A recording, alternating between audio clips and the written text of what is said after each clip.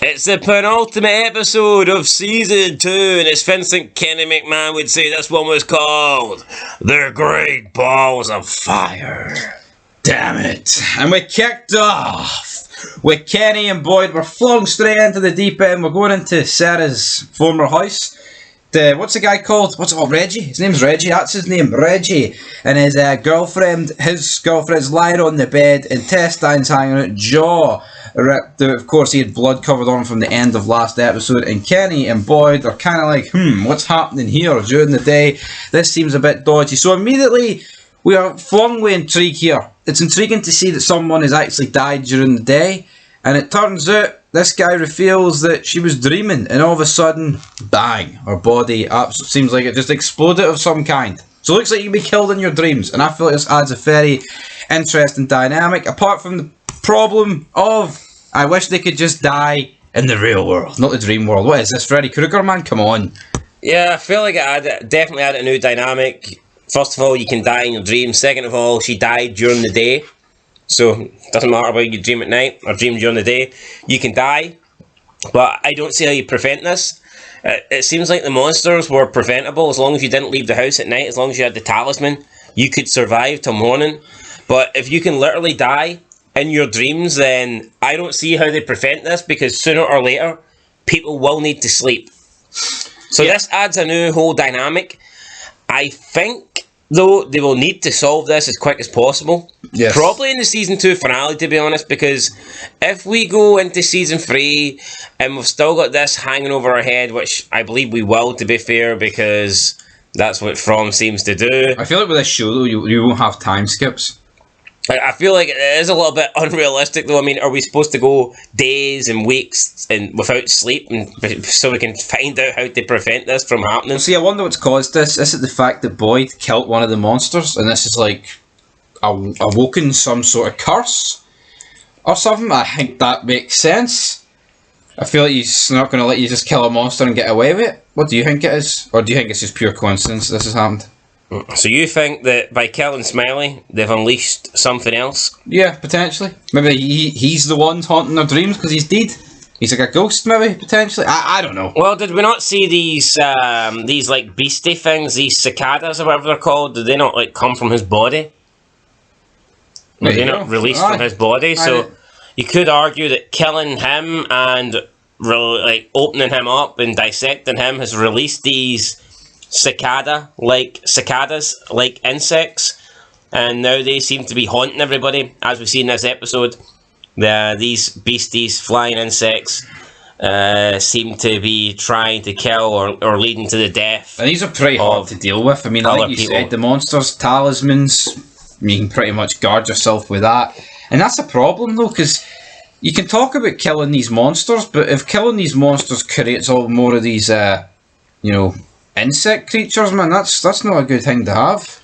It's definitely not. I mean, at this point, would we be better off with Smiley alive? Probably. Possibly. Let's see why not. Well, we cut outside, though. We're outside the houses. We've got, what's her name? The daughter. What's she called? Julie. We've got Julie. She's like, oh, I've got to find my dad. He's away to the RFE. He won't know about the whole sleep thing. Boyd's like, right, I'll go deal with it. We then cut to Randall and Jim. Jim obviously not too impressed. This wasn't part of the plan, Randall. But Randall thinks the plan's going perfectly well. Donna's not happy, obviously, to be tied to a tree. But see, I think something's missing in Randall's head. Did he honestly think that Jim was going to be alright with this? Or did he feel like Jim wouldn't have the balls to do something like this, so I need to step up and do it? I feel like Randall's unhinged, man. I feel like 1 minute he's your best friend, next minute he'll cut your ears off. I don't think he's going to cut anyone's ears off. I didn't mean that literally, but it's like I said in episode 7, when like Jim goes to him in the bus, he talks to him like he's alright, and he's like, you got everybody killed back there. Yeah, it's like, it's like, pick a side, Randall, mate. He is just very, he's like a much more hostile Jade. I feel like Jade comes across as jokey.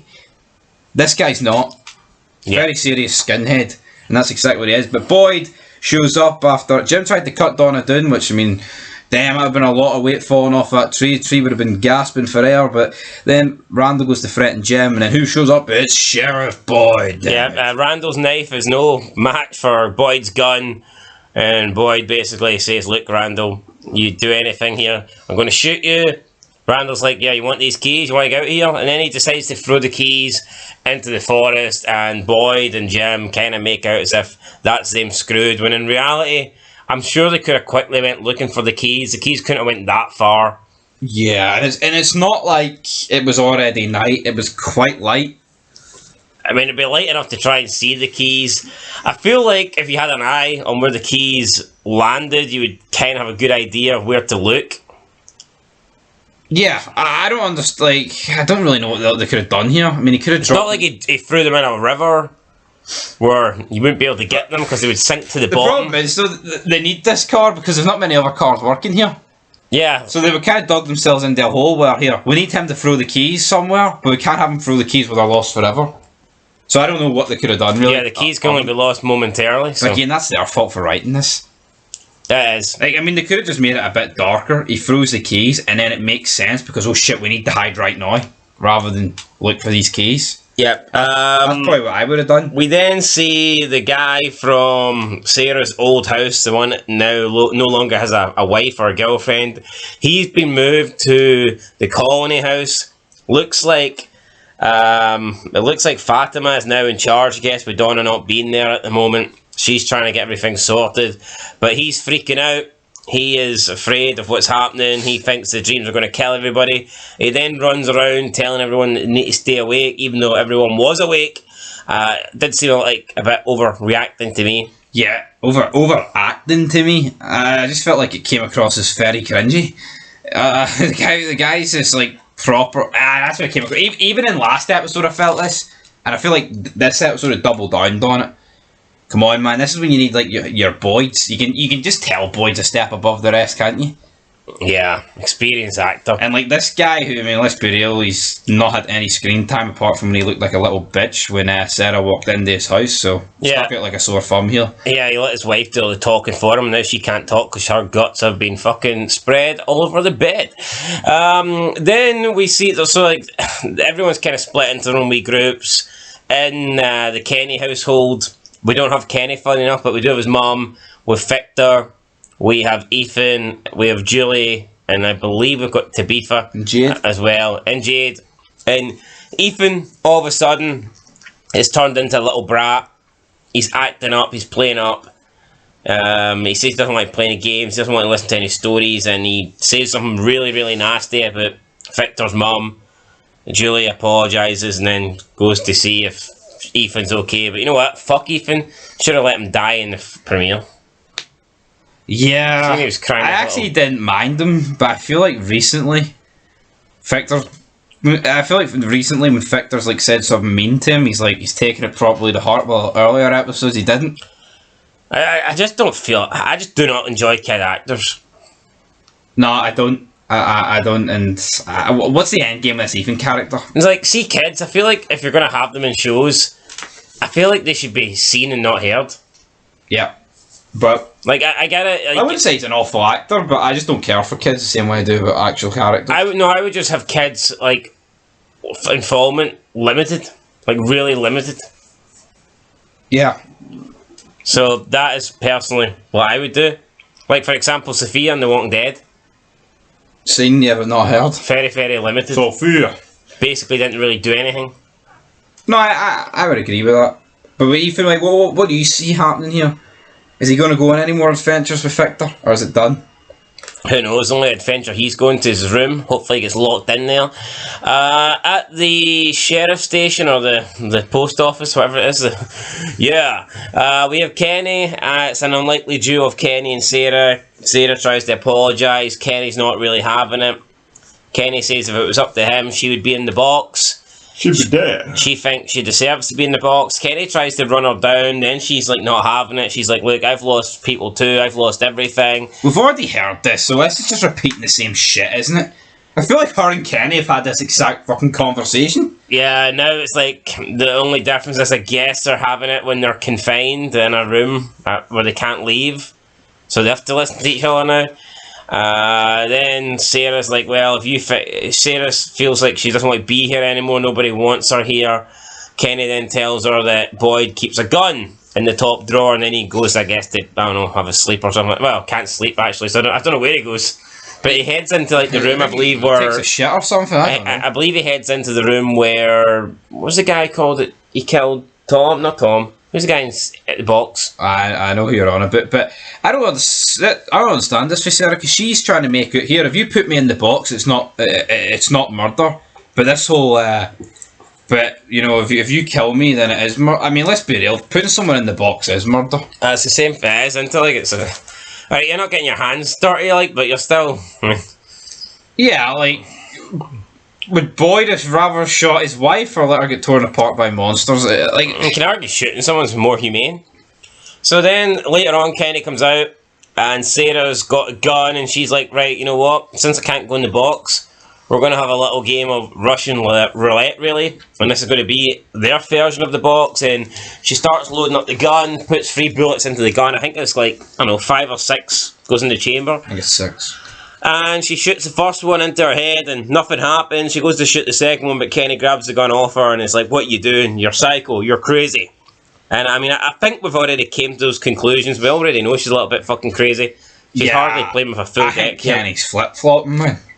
1 minute he's like, aye, go kill yourself. And like, oh, don't do it. You're crazy. We know she's crazy. It's just feel like we've seen this conversation happen before. The only difference is here, right, they had that suicide attempt. Alright, fair enough. Yeah. Out in the RV, we see the monsters approach. Boyd's had enough of Randall. He handcuffs him to the RV and then basically throws him to the floor. Easily the best part of the episode. Yeah. This RV stuff. Yeah, the RV stuff was the stuff that got me intrigued. I actually felt like here, the horror elements of season 1 are back. Yeah. Anytime we're in the RV, it's been good, I think. Yeah. Anytime we're in the RV, the show tends to offer, you know, pretty good television. That's the thing, though. It's a fucking tipped up, side down RV. Yeah, Star Park it really offer. We then see the monsters approach, but randomly they just stop. Yep. And everyone's like, why they stop? Oh, they stopped on my side too. And then we see the box, the little box with the ballerina is spinning. And Boyd can't believe it. He says when that stops, bad things happen. So he decides that he's going to do something about it before it stops. And he's getting ready to go outside. He's got his gun with the, I guess, coated bullets of the slime from Smiley. The bile. He's going to see if this will kill them. But unfortunately for him, the ballerina stops. It stops playing music. And before he could get outside, so now they're kind of trapped in the RV, and we get banging from underneath the RV, but Jim can't believe this because he's like, well, this shouldn't be happening here because there's nothing underneath the RV, it's solid ground, there can't be anything under there, but there's something trying to break into the RV. Jim then gets to the other side. Randall has been uncuffed even. Boyd was going to give him the gun to go out, but it looks like Randall now all of a sudden believes that something might actually be happening here, and he's not as bolsterous as he was earlier. No, he's absolutely not. So he picks up those fire safety things that you have on buses, so he smashes the back window and they're like, what the fuck are you doing, Randall? Then he gets out and he starts running, and then some of them follow him. Boyd then smashes the front. He lets Donna and Jim go out first, but you feel like because he's the gun, would he not go out first? Well, I think he looks and makes sure that there's a big enough distance. Then he is about to leave, but he hears his wife. He looks behind. His wife's standing in the RV. His wife says, come back to me. And then he keeps looking and his wife disappears. He then makes his escape from the RV. Jim and Donna get into the car. They get into the truck. I think Jim's managed to hotwire the truck or something like that. Yes, he is like an engineer, so I suppose he can. And again, why couldn't he have just... Yeah, do that in the first place. Well, he did say he could, to be honest, but I think Boyd didn't want to risk it because it was getting dark. But then they'll risk it here? Yeah, I guess maybe no choice. So, yeah, Boyd then starts shooting the monsters, but it didn't really seem to do anything. It did what it looks like normal bullets done. It obviously they kind of feel it and they react to it, but it's kind of like shooting a Terminator in the Terminator franchise. You know, it momentarily maybe stops them in their tracks for a split second, but I mean it doesn't exactly. But see, I wonder what this means. What does this mean for them? Does that mean this bile, you can only do it with the blood, so the bile doesn't work? Because let's be real, just because they found the bile doesn't mean it works. Bile means hee-haw. We've only seen I don't understand. Well, Yeah, listen, I don't understand why they would think this bile all of a sudden is going to be the thing that kills these monsters. If anything, it would be the blood. I'd be trying to get the bullets covered in this blood. Yeah, but I was all dried up because there was no blood left in the body. Well, I'd be going back out to where he originally met Martin, and my blood is your blood. Is there any more of that blood? Use some of that blood, then again, like you said, you don't really want to be infected with that. So yeah, they drive off, and then we see Randall. He's like running through the forest, and all of a sudden he starts tripping, and we see the bugs, the cicadas. They manage to like catch up with him, and they're crawling over him, and then they go into his mouth, and it appears as if Randall has just died. Prediction time. But has he died? I think he's alive. Oh, I think it's going to happen. I thought when I first watched it at this point, I thought he was dead. But based on what we've seen in the rest of the episode, I think he's alive. Do you think he's imagining this? Yes, because at least with the other two characters it happens to, they see the bugs as well. But the only reason we know the bugs weren't there is because there was other characters in their presence to see that there was nothing actually on them. Whereas Randall, he was on his own, so we're only getting his perspective of that scene where he actually sees the cicadas or whatever they're called. Therefore, I think it could just be him seeing them and they're not actually there. That is my prediction based on what happens in the... Say they are there though. Could this be the way of people being turned into monsters because it released from his body? And then we could get a scene next episode where he comes to the door of a house at night and they let him in, then boom, kills him. Well, that'd be great. Is that your prediction? As a half a prediction. I think that's a theory for it, guys. But what you said kind of counter-arguments it. I think then again, what's stopping the other two from turning? Nothing really. Look, I think definitely going to be releasing a lot of theory feeds over the next couple of days for obviously the upcoming finale, but I think both of those things are possible. We then go to the... We get to the colony house where Jim, Donna, and Boyd have arrived. Jim gets in, but then suddenly wants to leave already to go and see his family. But the man on the door with the shotgun's like, he ain't going anywhere. And then Boyd even points the gun at Jim, and he's like, nah, every time that door opens, someone's life here gets put in danger. So that ain't going to happen. We then see Muriel upstairs. She is left alone as Christy goes to try and get her a drink, and we get the same thing. We get those cicada-like bugs that are flying all over her. I mean, they go into her mouth, and it looks like she's about to die, and she's freaking out. But then, when Christy comes into the room, there's nothing on her. So again, I'm thinking, could this just be like make-believe? Could it be their imagination? It could be, but Marilee definitely takes the worst reaction to it. She looks like she's dead. True, but we don't... Boyd says she's breathing, but I mean, if you look at her eyes, man, it looks like there's nothing there.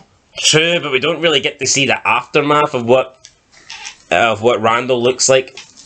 True. Kind of cuts away as soon as they start going in his mouth. Yeah, but I'm saying at the free, like, I would say that she's probably most likely to have, like, died or at least something wrong with her. Christy asks Boyd to do something, but then Boyd quickly calms her down and says, look, you're the doctor here. Doctor of Thugonomics. What the fuck do you want me to do? You're the doctor. You need to stay calm. You need to be her doctor and not her girlfriend, and you can get her through this. Downstairs, Elgin's discussing the dream that he had, and he says that he heard some sort of nursery rhyme. The bus driver is the only one that recognises it. So she says it's, quote, they touch, they break, they steal. It's definitely just to give her a bit of screen time. No one here is free. Here they come. They come for free unless you stop the melody. So, yeah, they come for free. Looks like they've come for Randall. Looks like they've come for Melly or Mealy or whatever. Marilee. And then they've came for. In the end scene, we hear basically Julie screaming, and everyone runs into the kitchen, and it's basically just her as well, flopping on the floor like a fish, and kind of got the same reaction as Randall and Marilee, and it looks like she is the third one. So, yeah, it looks like the three that they're coming for is obviously Randall, Marilee, and Julie. And is there any way to prevent this? Is there any way to keep these people alive? Do you need to stop the melody, whatever that is? Yeah, I'm going to assume this is going to be the season finale. It might be a case of here, we need to stop this melody before all three of these guys die. But maybe Randall won't return and they're going to be like, fuck, who's the third person or something? Along those lines. But what is the melody? Is it when that wee tune plays, and how do you stop it? Does Boyd have to go to the lighthouse? I think there's a lot of emphasis on the lighthouse. I haven't seen the promo for next week. But you know what?